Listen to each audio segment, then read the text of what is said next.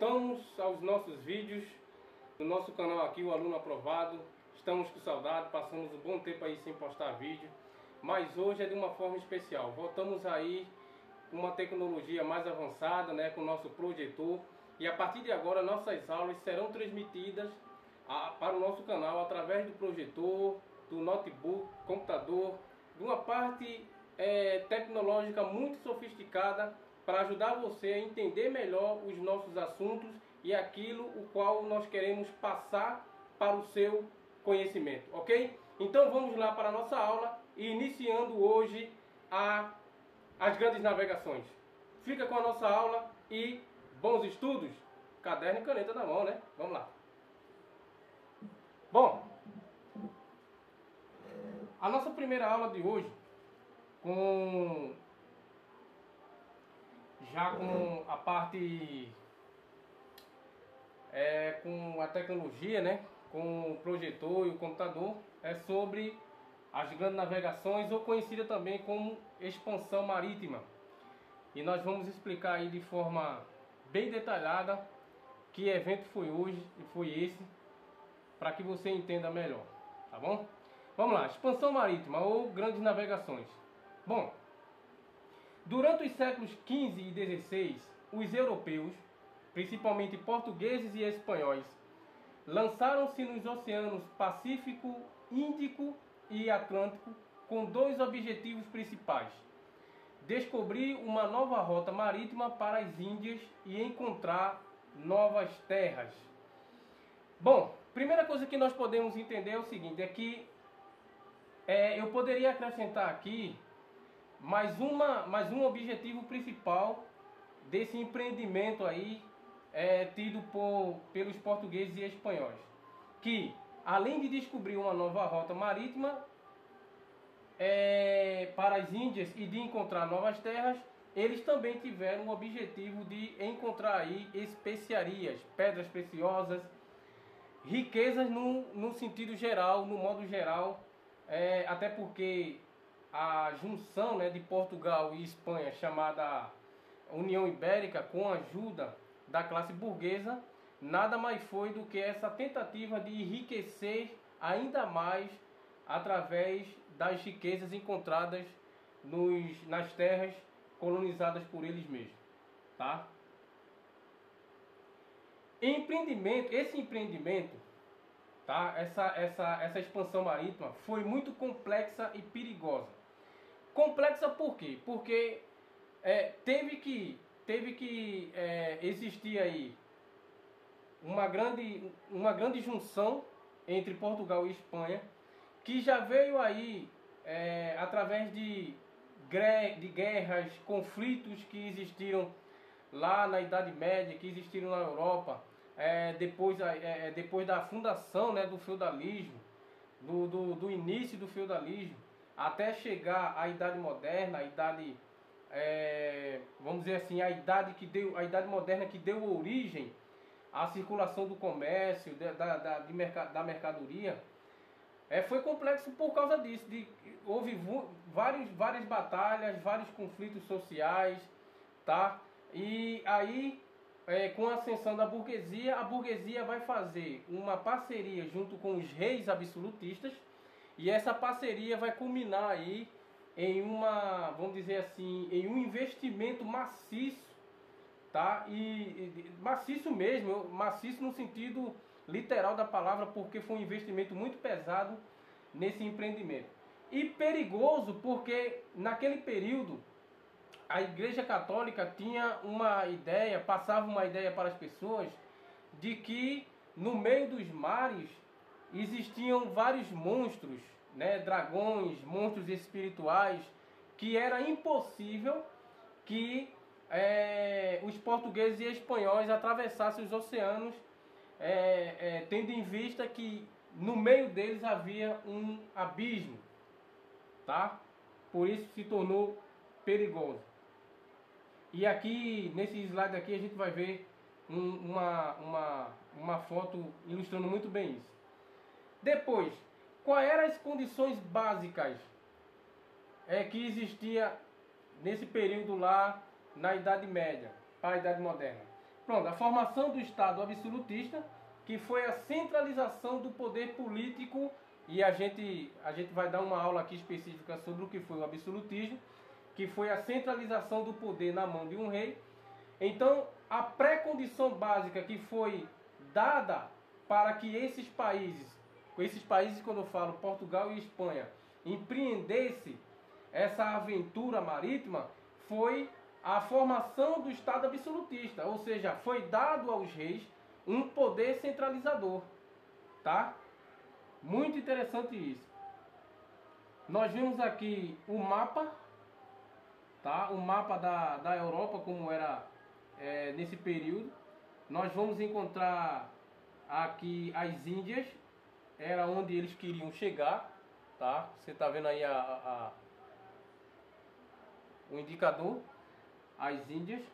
Aqui nós temos os oceanos, essa parte azul toda aqui é os oceanos, ao qual eles deveriam atravessar toda a Europa, tá? Toda a Europa, até chegar aqui nas Índias.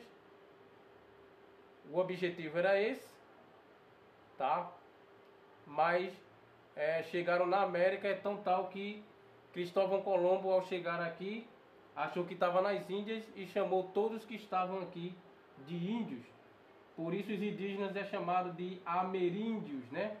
Índios americanos. Tá? Muito interessante isso.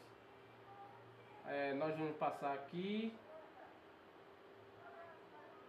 Bom, como eu disse a vocês, essa foto aqui, essa imagem aqui, ela ilustra muito bem a ideia da Igreja Católica que difundia nesse período o perigo que existia nos mares, no meio dos mares, ao ponto de proliferar a mensagem de que existia um abismo, e por isso seria impossível com que os europeus atravessassem todo o oceano, para todos os oceanos, né, até chegar na América ou em outro continente.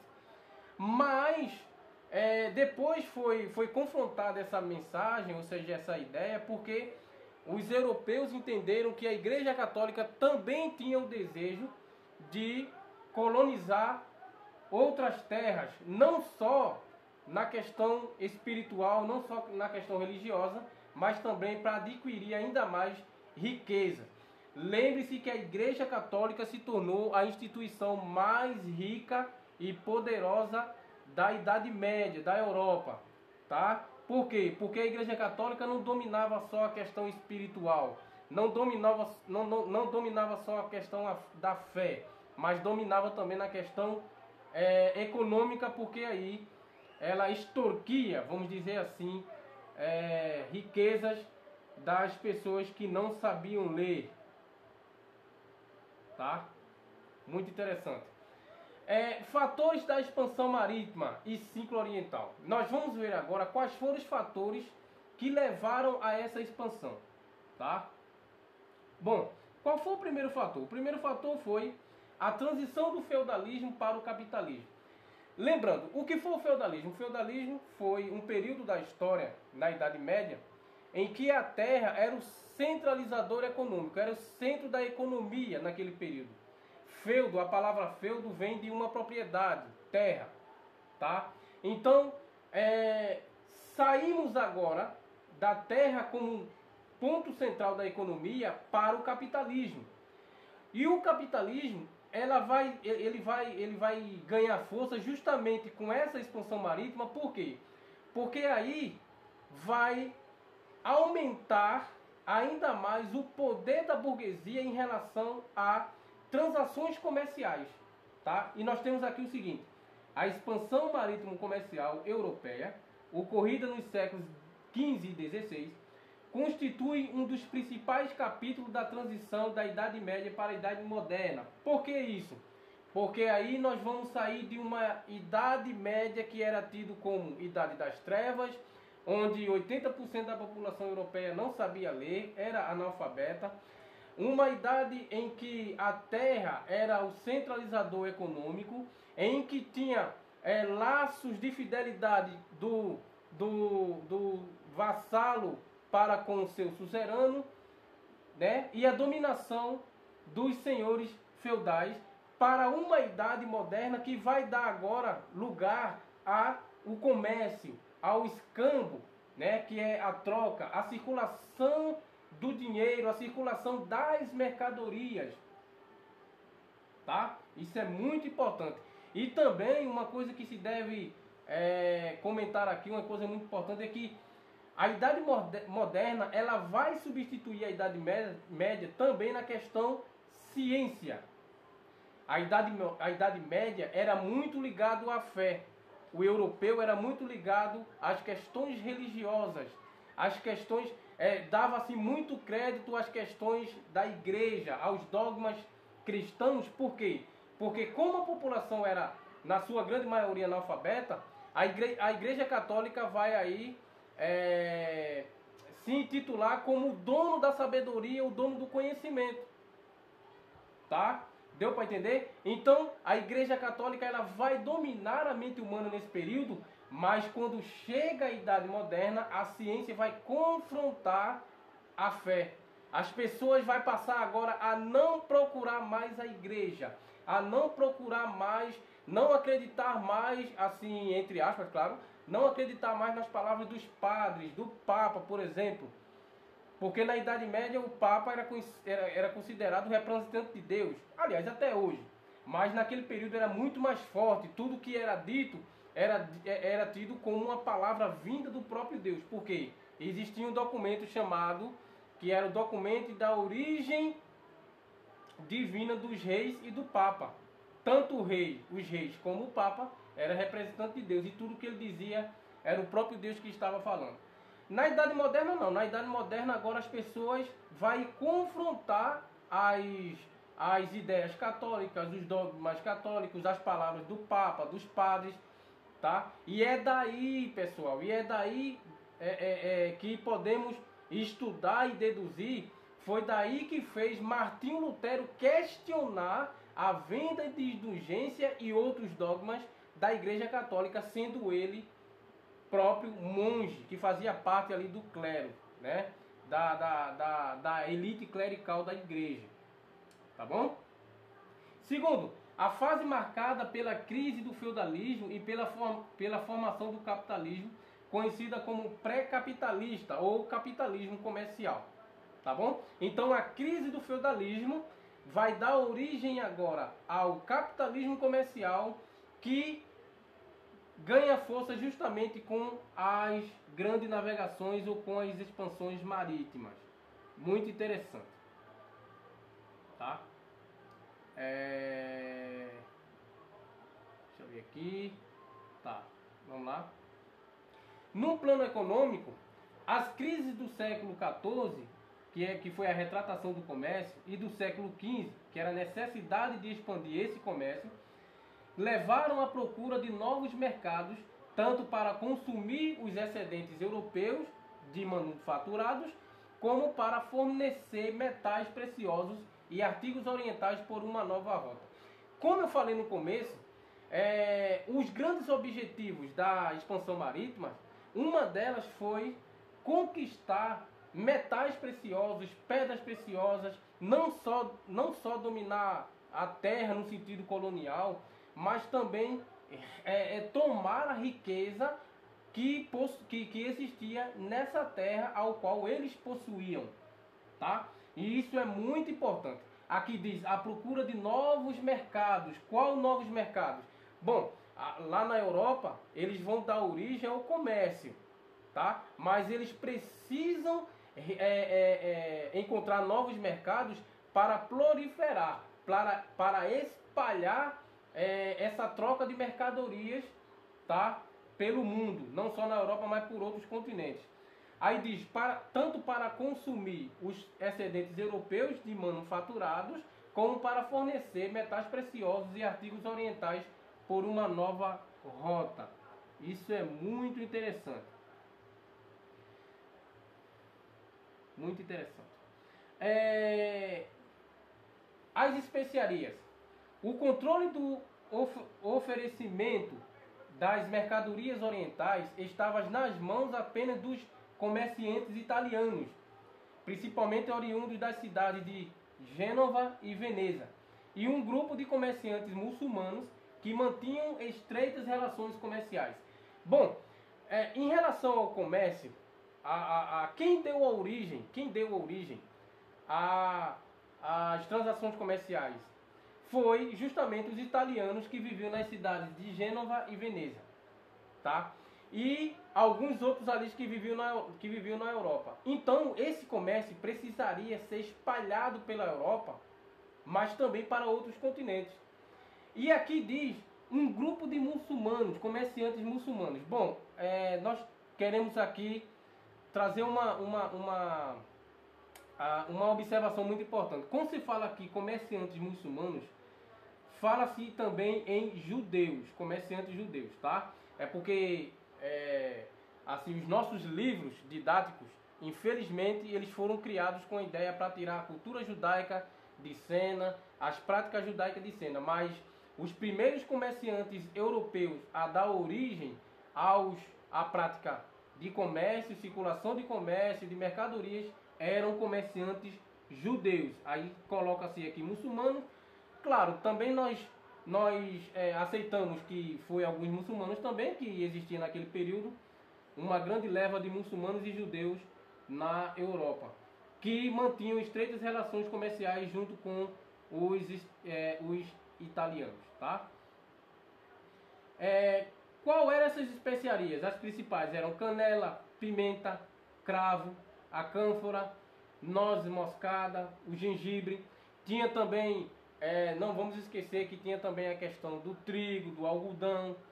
Claro que isso vai ganhar mais força quando a América é descoberta, mas também tinham o algodão e o trigo como uma das principais mercadorias envolvida aí na ambição europeia, tá? Isso é muito importante.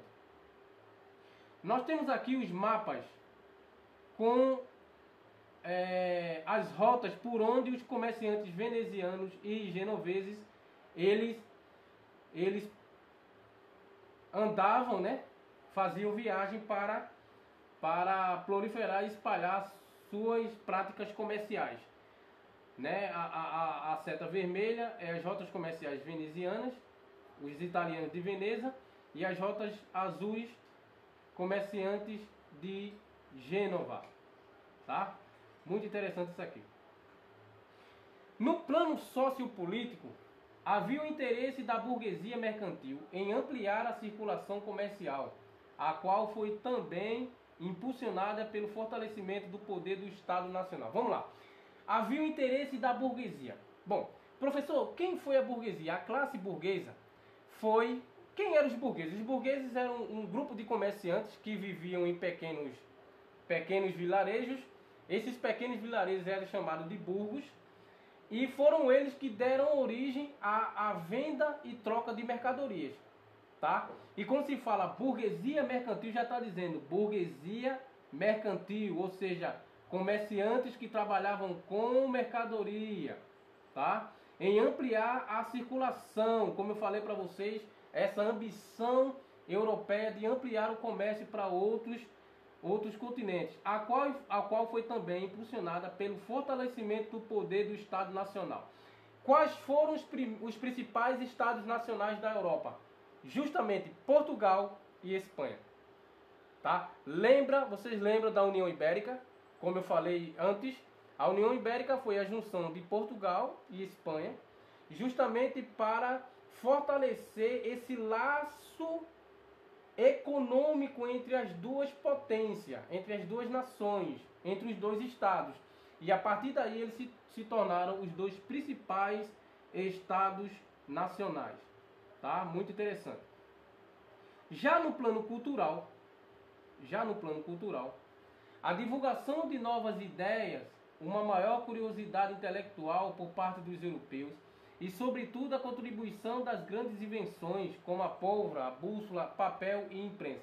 Isso aqui é muito importante porque corrobora aquilo que eu disse um pouco atrás.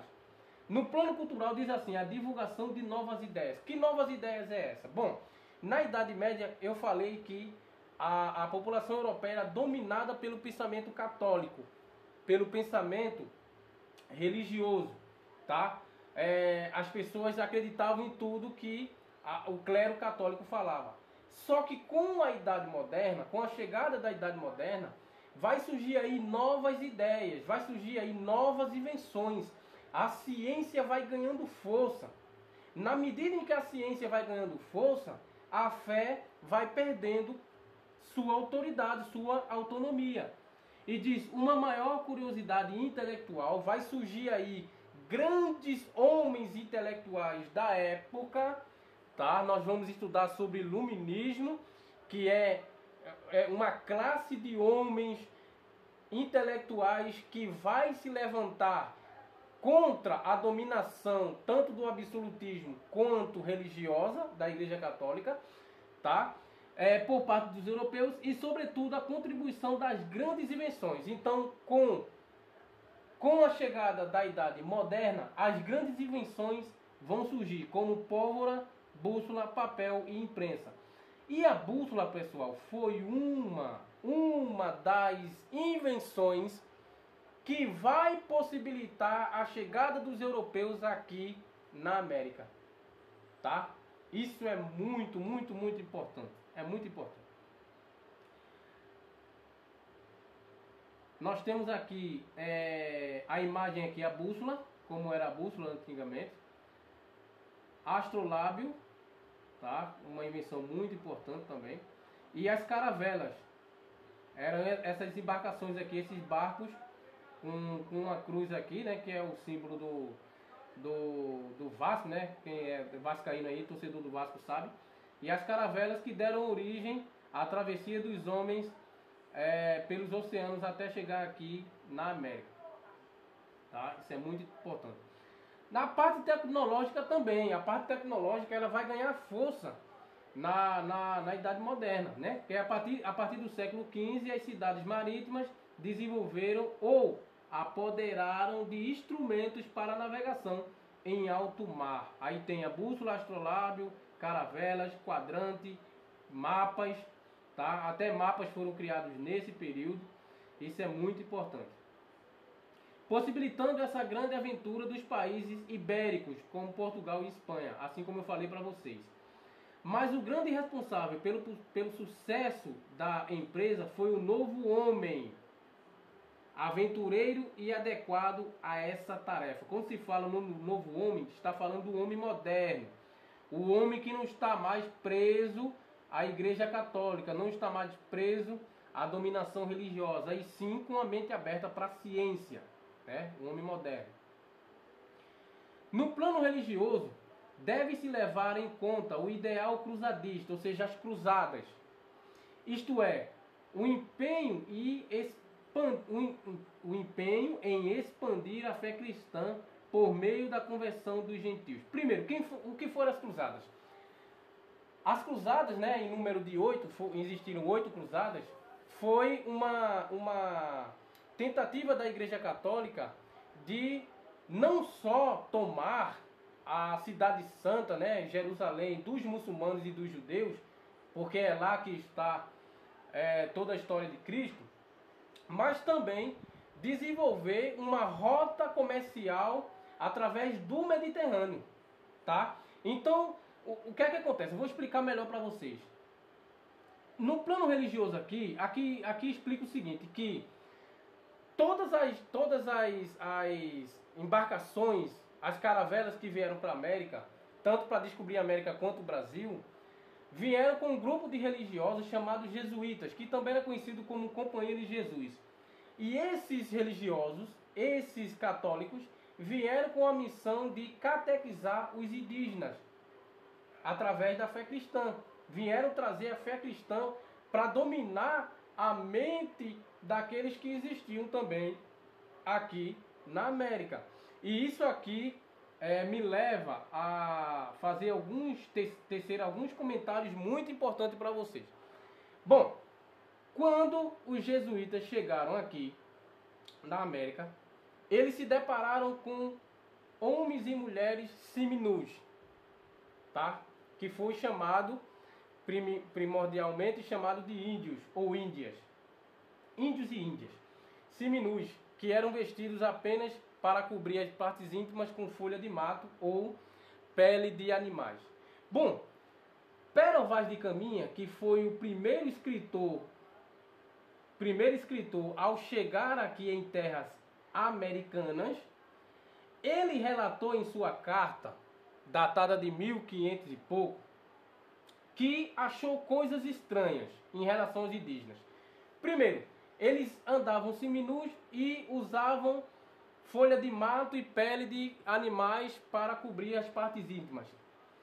E os jesuítas acharam estranho porque eles lembraram logo do primeiro casal da terra. Quem foi o primeiro casal da terra? Adão e Eva. A Bíblia diz que ao comer do fruto proibido, eles foram expulsos do jardim e eles tiveram que usar folha de mato para cobrir suas partes íntimas. Outra coisa interessante, daqui a pouco você vai entender aonde eu quero chegar. Outra coisa interessante, os jesuítas, ao chegar no interior da Bahia, eles levantaram uma cruz enorme. Por isso aquela terra foi batizada Terra de Santa Cruz, né? O Brasil batizado Terra Santa Cruz ou Terra de Vera Cruz. Foram os primeiros nomes do Brasil. E celebraram a primeira missa. Ao celebrar a missa, eles entraram em contato com a língua dos indígenas. E Pero Vaz de Caminha vai dizer que eles perceberam que a língua dos indígenas não era o latim, e sim uma língua chamada Tupi-Guarani, que era a mistura do hebraico com o aramaico, o grego, alguma coisa assim. O que é que acontece? Até o século XIX, a Igreja Católica ensinava nas suas escolas teológicas, nas universidades, através da língua latina. Eles falavam latim. Mas ao entrar em contato com os indígenas, eles perceberam que os indígenas falavam o Tupi-Guarani, que era uma língua do hebraico misturado com outra língua. Então eles foram juntando uma peça com a outra e foi montando um quebra-cabeça. Bom, outra coisa interessante que eles perceberam, as mulheres, as índias, as indígenas, no seu período menstrual, elas se separavam da comunidade e passavam semana ou alguns dias separadas, tá, em um local específico e se banhavam. E eles lembraram que os únicos que tinham essa prática na Europa eram os judeus. Muito interessante isso aqui. Eram os judeus. Tá? Eles lembravam, eles perceberam, Pero Vaz de Caminha vai relatar que eles perceberam uma coisa curiosa, uma coisa interessante. Os indígenas eram extremamente higiênicos. Eles se banhavam, se limpavam, eles não comiam todo tipo de coisa, todo tipo de carne, tá? E isso eles perceberam que esses indígenas, eles foram montando um quebra-cabeça e foram percebendo que esses indígenas seriam possivelmente das tribos de Israel que está descrito na Bíblia, em que Deus diz que espalharia o seu povo pelo mundo. Por que eu estou fazendo esse rápido comentário? Porque no meu trabalho de conclusão de curso, eu incluí lá uma fonte muito maravilhosa que eu encontrei no museu ali do Recife. Eu esqueci até agora o nome do autor, do escritor, em que ele diz na sua obra que no século XI a.C., no período em que o rei Salomão estava construindo o primeiro templo de Jerusalém, ele enviou seus súditos judeus, alguns súditos judeus, para se espalhar pelo mundo em busca de madeiras e pedras preciosas. E o relato daquela obra diz que um grupo de judeus chegaram aqui nessa terra, nessa ilha chamada Brasil. E inclusive, especificamente, ali em Manaus. Por que em Manaus? Porque é lá que está inserida, que existe lá um rio chamado Solimões. Ô professor, e qual é a relação desse rio com o povo judeu? É que se você pegar a palavra Solimões, você vai entender que a palavra Solimões é a contração da palavra Salomão. Solimões, Salomão. Então aquele rio foi batizado com o nome Solimões, em homenagem ao rei Salomão. Então, os jesuítas, ao chegar aqui, eles perceberam que esses indígenas poderiam ser, possivelmente, eu não estou aqui dizendo que seja, o que foi, o que era, não estou apenas montando um quebra-cabeça aqui. Poderiam ser possivelmente judeus espalhados das 10 tribos de Israel pelo mundo ao qual Deus, o Eterno, prometeu. Isso é muito interessante. Vamos entrar aqui na origem do Estado de Portugal, né? Origem de Portugal. E nós temos aqui: a origem de Portugal está associada à longa guerra da reconquista entre cristãos e muçulmanos na Península Ibérica. Muitos nobres marginalizados pelas transformações do feudalismo participaram das lutas contra os mouros em troca de benefícios, ou seja, em troca de feudos. É aquilo que eu falei para vocês, em troca de terras, propriedades de terras. Outra coisa interessante: Henrique de Bolonha, ou Borgonha, recebeu do rei Leão e Castela Afonso VI terras situadas entre os rios Douro e Minho, condado portucalense.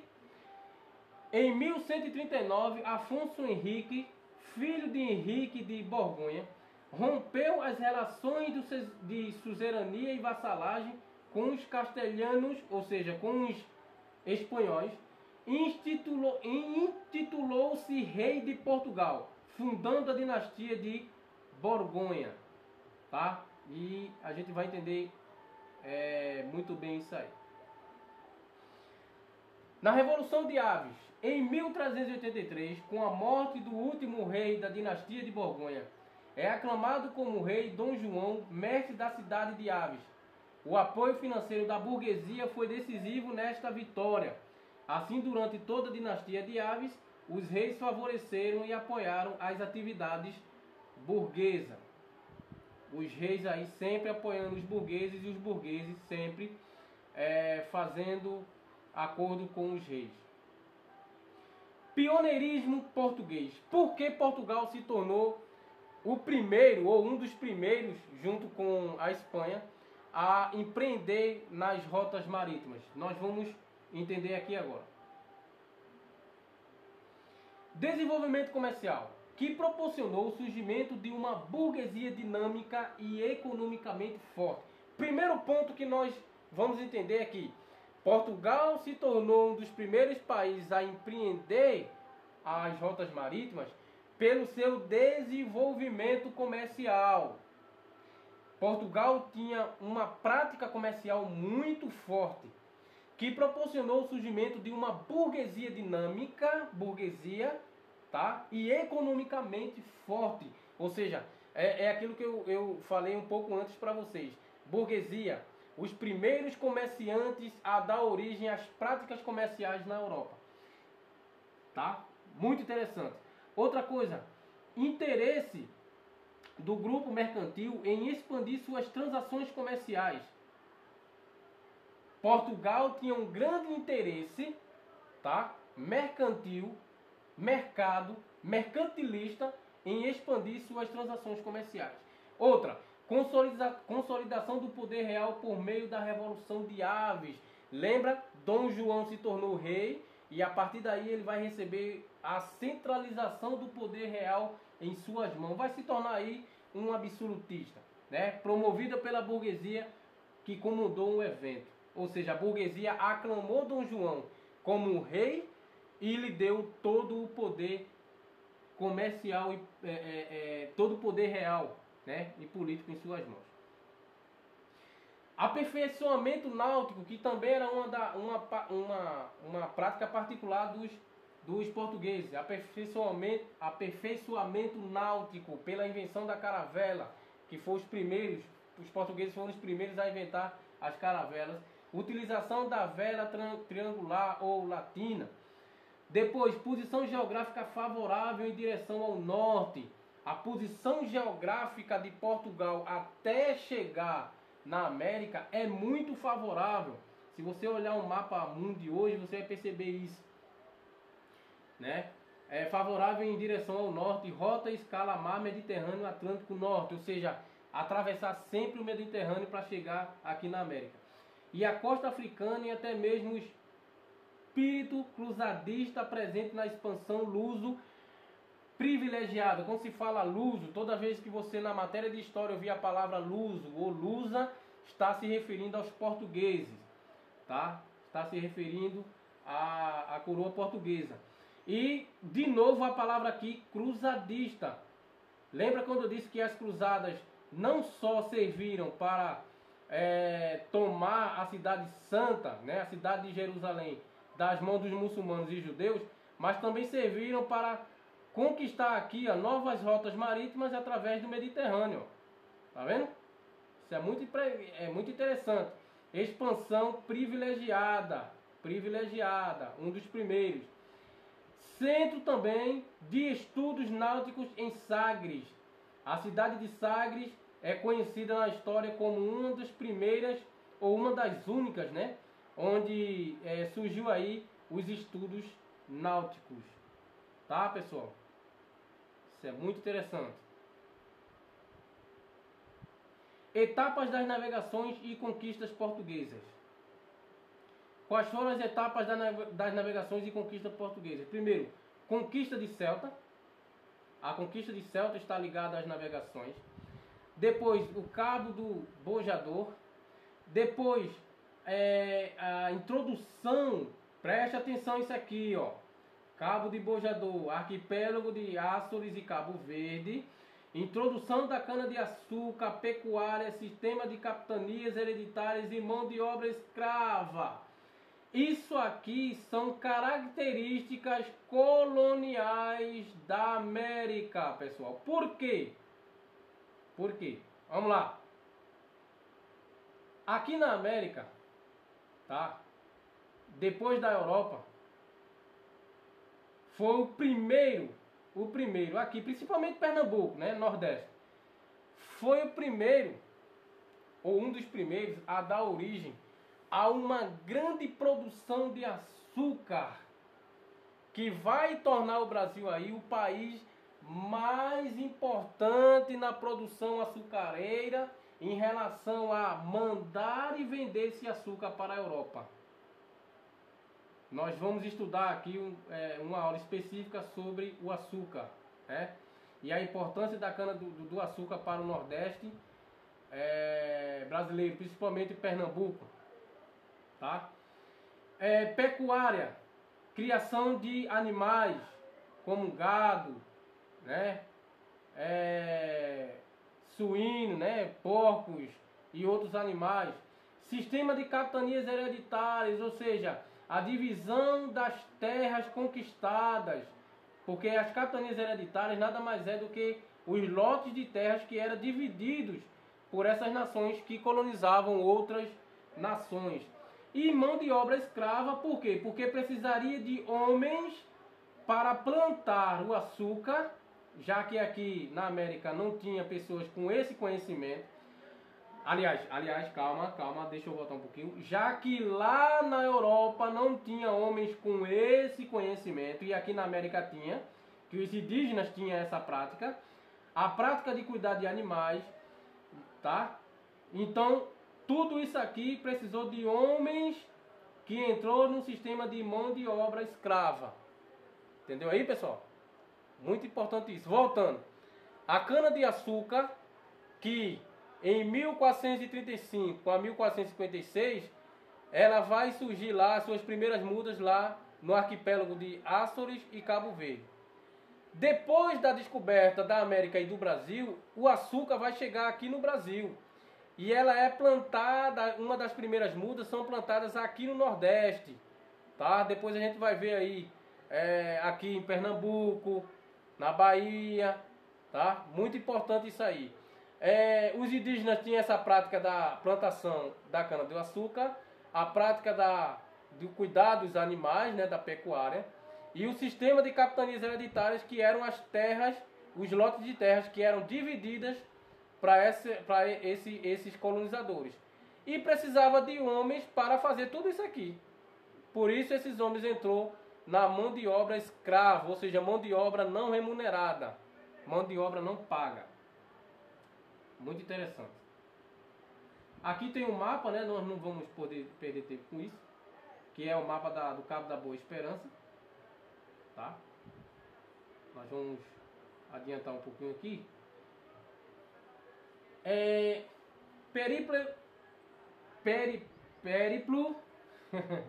Périplo africano, muito longo. Durante esse período, a África vai ser fundamentalmente para financiar o projeto marítimo português.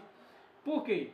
Porque a África vai ter que ceder os homens, né? Os africanos que chegaram aqui na América para trabalhar. Aí tem as feitorias com escravos, o ouro, especiarias, manter o projeto. Então tudo isso veio aqui da importância desse continente aqui, o continente africano. Tá? Muito importante.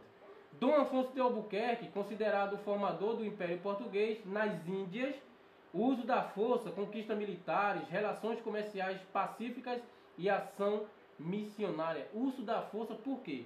Porque havia, como falei para vocês, antes das grandes navegações, várias conquistas, vários conflitos militares na Idade Média e durante toda a Idade Moderna, ou até no início da Idade Moderna. Tá bom? Relações comerciais com outras nações, outros continentes, chamadas pacíficas, e ações missionárias, que eram os religiosos que tinham a missão de catequizar os colonizados. E agora a expansão marítima espanhola. A importância da Espanha, porque a Espanha se tornou uma das primeiras nações a empreender a expansão marítima. Vamos lá. Atraso espanhol.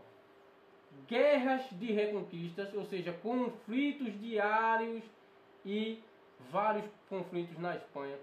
A monarquia espanhola também está ligada às guerras de reconquista da Península Ibérica, ou seja, mais conflito. Em 1469, o casamento de Fernando, herdeiro do trono de Aragão, e Isabel, o trono de Leão e Castélia, uniu os três reinos, formando aqui essa palavrinha aqui, ó, União Ibérica, Península não, União Ibérica, que é a união entre Fernando de Aragão e Isabel de Castela, tá? O rei de uma nação casando com a rainha de outra.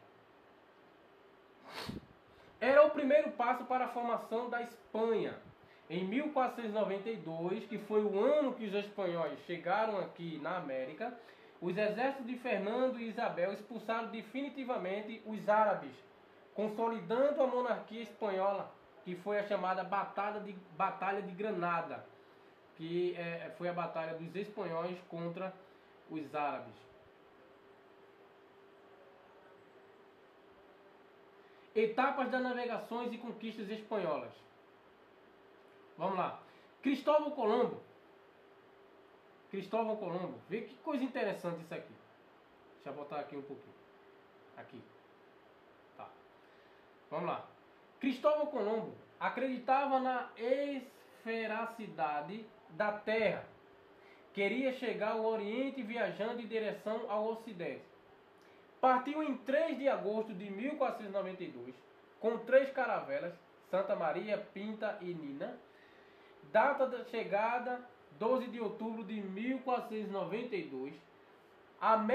Data de chegada daqui na América, viu, pessoal? A data da chegada aqui na América foi 12 de outubro, o ano em que eu nasci. Ô, maravilha! Parabéns para todos que nasceram aí, 12 de outubro de 1492. Américo Vespúcio corrigiu o erro de Colombo. Um novo continente havia sido encontrado. Colombo achava que tinha chegado nas Índias, porque o objetivo de Colombo era chegar nas Índias, encontrar uma rota marítima para as Índias. E ao chegar aqui, ele achou que tinha chegado nas Índias. Por isso chamou todos de índios e Índias. Mas Américo Vespúcio, que é o homem que vai dar origem ao nome do nosso continente, América, tá? Bem lembrado disso. É um homem que vai dar origem ao nosso continente. Ele corrigiu o erro de Colombo. Um novo continente havia sido descoberto e Colombo não percebeu isso aí. Tá? Muito interessante.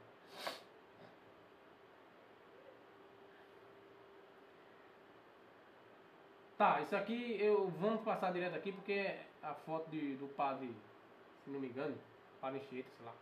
Vamos lá. A conquista da América.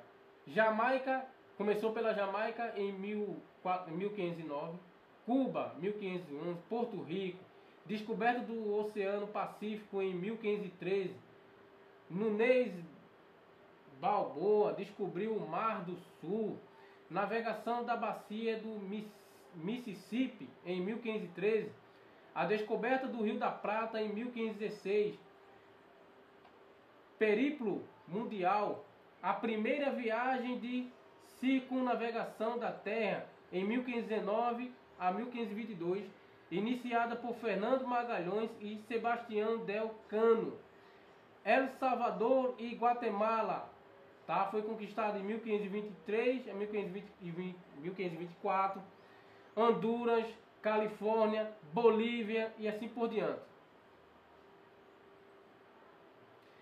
Rivalidade luso-espanhola, ou seja, rivalidade entre espanhóis e portugueses. Vamos lá. Essa rivalidade, ela vai se dar através de uma bula chamada Intercoetera, que vai ser escrita pelo Papa Alexandre VI. E aqui tem muita coisa interessante. Por quê? Veja que o Papa estava envolvido também nessa questão aqui entre Portugal e Espanha, porque, como eu disse antes, isso corrobora que a Igreja Católica queria de todas as formas dominar o mundo, não só na questão religiosa, mas na questão também colonial. Na questão também colonial. Isso é muito interessante. Cardeal aragonês, né? Rodrigo Borgia, um meridiano imaginário, passaria a 100 léguas a oeste das ilhas do Cabo Verde. Ou seja, preste atenção, a bula Intercoetera dominou o mundo para Portugal e Espanha. E nessa bula dizia o seguinte: um meridiano imaginário passaria a 100 léguas a oeste das ilhas de Cabo Verde, terras que não possuíam um príncipe católico. Então a bula Intercoetera foi escrita pelo Papa com o objetivo de dividir o mundo. Tá? Veja que Portugal e Espanha eram estados nacionais, mas ainda estava subordinada à Igreja Católica. Por quê? Porque os reis espanhóis e portugueses eram extremamente católicos. Tá? Extremamente católicos. E aqui está um mapa, pessoal, da bula Intercoetera, a forma pelo qual o mundo seria dividido. Tá? De um lado aqui seria dado a Portugal e do outro lado aqui seria dado a Espanha. Só que a gente vai lendo e vai descobrindo que essa bula não deu certo. Essa bula não deu certo. Por quê? Porque uma das duas partes, claro, como é normal, ficariam insatisfeitas com a divisão. Então vamos descobrir quem foi. Em 1494, o Tratado de Tordesilhas, ou capitulação da participação do Mar Oceano. Veja, a bula Intercoetera não deu certo, viu? Relembrando. Mas esse tratado aqui, Tratado de Tordesilhas, escrito em 1494, essa sim deu certo. E dizia o seguinte: um meridiano imaginário passaria a 370 léguas a oeste das ilhas de Cabo Verde. Veja que o Tratado de Intercoetera disse que era apenas 100 léguas. Nessa aqui já diz que era 370 léguas. Outros países europeus contestaram o tratado, pois por ele ficaram fora da partilha das terras encontradas. Lembre quando eu disse a vocês que seria óbvio, lógico, que uma das partes ficariam insatisfeitas. Aqui diz: outros países europeus contestaram o tratado, pois por ele ficaram fora da partida das terras conquistadas. Então vamos lá. E esse aqui é o mapa do Tratado de Tordesilhas. Essa parte verde aqui diz aqui: território de exploração portuguesa. Toda essa parte aqui seria dado a Portugal. Essa aqui, território de exploração castelhana, ou seja, espanhola, ficaria com essa parte aqui. Essa outra parte aqui ficaria neutra e seria dado a outros países europeus, que também ajudaria, ou que ajudou a Portugal e Espanha nas expansões marítimas. Só que os países que ficaram com isso aqui ficaram insatisfeitos. Não quiseram. Tá? Não quiseram. Então vamos lá. Em 1529, o Tratado de Saragoça, ou Capitulação de Saragoça, Tratado de Paz entre Portugal e Espanha, que delimitava as zonas de influência portuguesa e espanhola na Ásia, que era a zona de exploração do Tratado de Tordesilhas, tá? E aqui está a divisão: Oceano Pacífico, Oceano Atlântico, Índico, Oceano Pacífico também, tá? Porque o globo gira, né? A Terra gira, então de um lado ou de outro, Oceano Pacífico. Então era a forma como era dividido aqui o mundo. O interessante é que diz aqui: linha de demarcação do Tratado de Tordesilhas, ou linha de demarcação do Tratado de Tordesilhas. Aqui está hemisfério para Castilha, ou seja, hemisfério para Espanha. E aqui era... Não, aliás, espera aí, calma. Aqui era a linha de demarcação do Tratado de Tordesilhas, ou seja, essa linha amarela aqui, essa linha amarela, tá? Voltando aqui para não confundir. Essa parte verde aqui, que são toda essa parte verde, tá? Essas partes verdinhas aqui, ó. Seria dado a quem, pessoal? Seria hemisfério para Castilha, ou seja, seria dado à Espanha. E a parte do verde claro, tá? Que são essas partes aqui, seria dado a quem? Hemisfério para Portugal. Hemisfério para Portugal.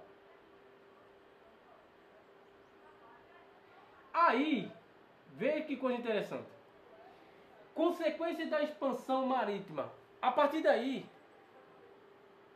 já que o mundo foi dividido entre as duas nações, Portugal e Espanha, e alguma coisa que sobrou lá para alguns países europeus que ficaram extremamente insatisfeitos, agora vem as consequências da expansão marítima.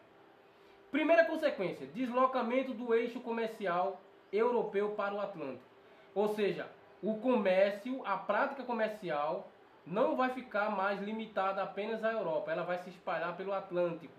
Ela vai chegar até aqui a América, vai para a Ásia, vai para a África e assim por diante. Segundo, colonização da América.